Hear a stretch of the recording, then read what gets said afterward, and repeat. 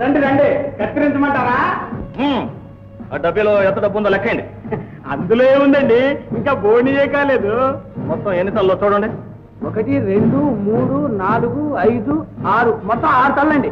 తిరుపతి అయ్యా తలకో 10 డబ్బులు చొప్పున 6 తల్లకి సుఖం చెల్లించు. అదేమిటండి, కష్టపడి మేము సంపాదించడం ఏమిటి, సొంకం అని మీరు తీసుకెళ్ళడం ఏమిటి? కావలిస్తే కత్తిరించిన జుట్టు ఉంది, తీసుకెళ్లి సవరాలు కట్టి అమ్ముకోండి. అదేం కుదరదు, ఇది యువరాజు గారు ఆజ్ఞ, ఇచ్చి తీరాల్సింది.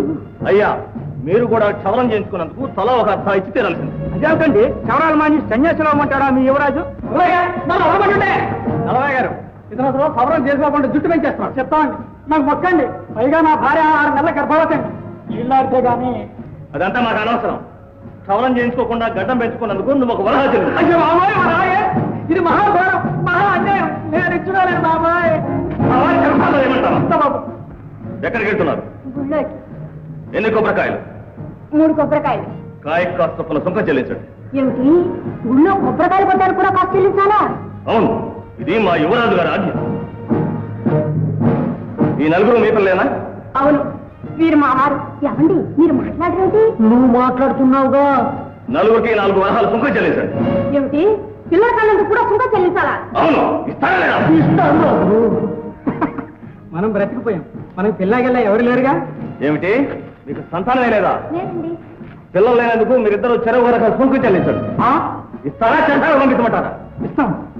పిల్లవయ్య గారు, మీరు ఇంకా వివాహం కాలేదంటండి? అవునా? అవునండి.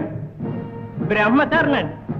పిల్లం గిల్లం పిల్ల పీచిగా తల్లి తండ్రి ఎవరూ లేరండి.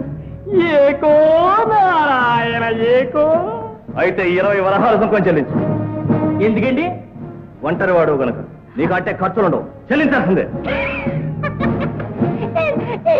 మరీ బాగుంటుంది.